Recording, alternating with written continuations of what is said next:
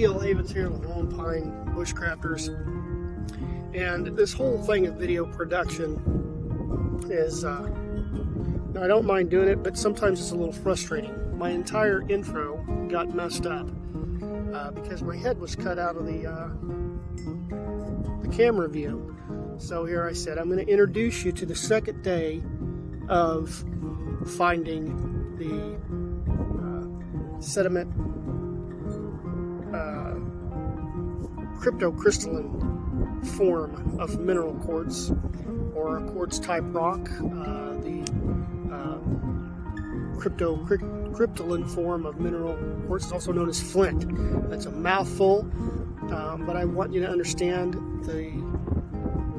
fully the details of flint and steel, of my trek into the timber and along a creek bed to find this sediment cryptocrystalline form of mineral quartz, or a quartz type mineral rock.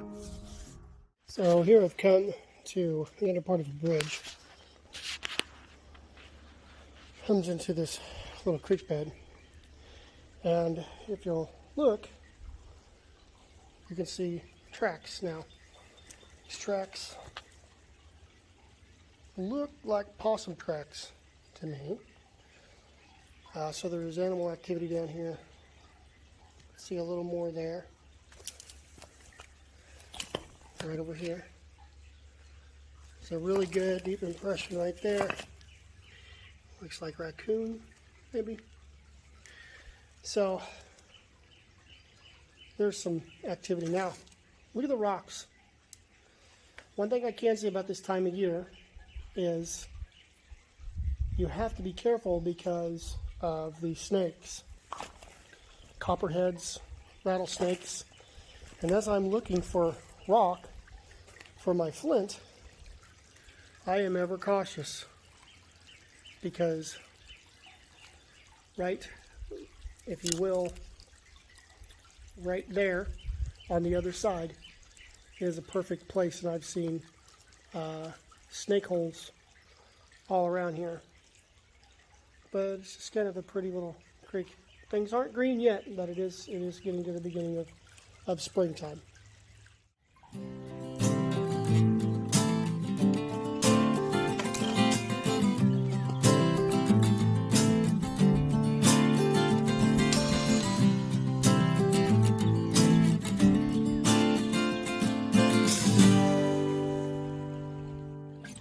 Here comes Barry. He picked a girl, and let's just call her Sherry for the sake of... So see these holes here? These are snake holes, I believe. And that tells me a lot. So, very vigilant.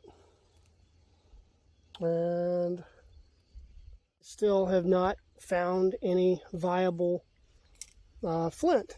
So this is kind of frustrating, but we push on because frustration indicates a level of hopelessness, and we don't have that. Okay, so I got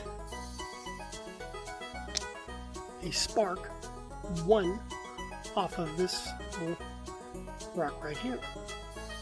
The issue is it's small for me to hold. I'm going to keep trying with it, but maybe I can find something bigger. Having some success.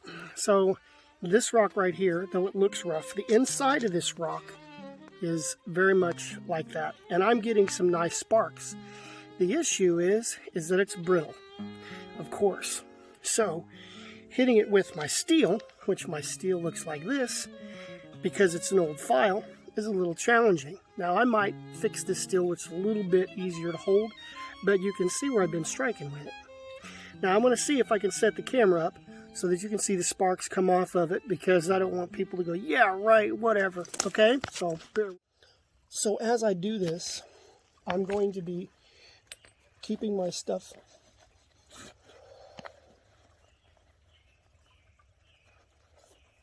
There's something I just noticed. I smelled it, looked up, and there it was.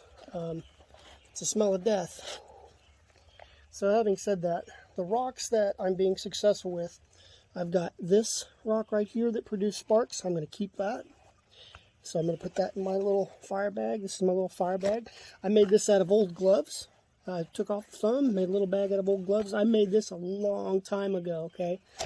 The other rock that I was having much success with was this rock, which I might be able to nap with or practice napping. So I'm very excited because we're actually seeing some results. And this rock right here. So I'm going to put these in here for right now.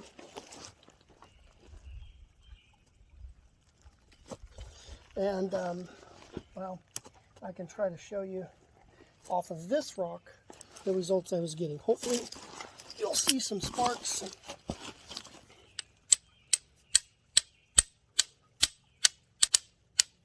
There's a couple. I don't know if you've seen them.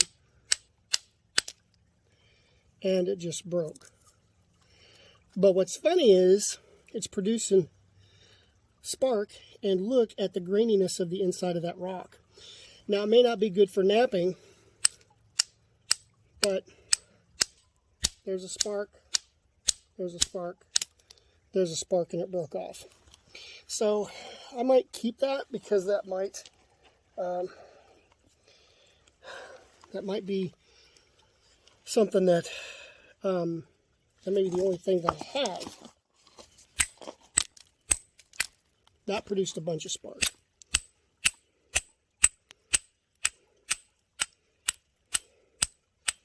Oh yeah, I'm getting spark big time out of that. That is huge, and I think I'm going to keep it. Good stuff. Okay, so there we're going. We're having some success now. Now, I'm having a major brain fart right now, but I did go ahead and secure a bow and a spindle to make fire with the bow.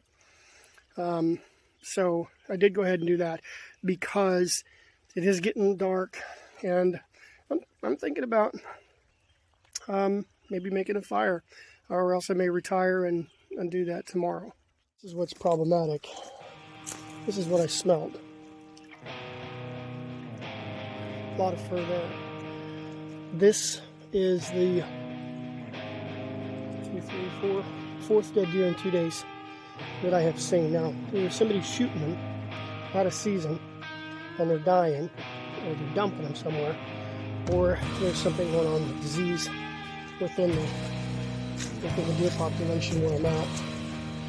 So I'm going to go over here and take a little closer look at this. The other thing is, I guess it could be hunted, and this could be a kill for the black coyotes if there's a smaller sick deer or something like that.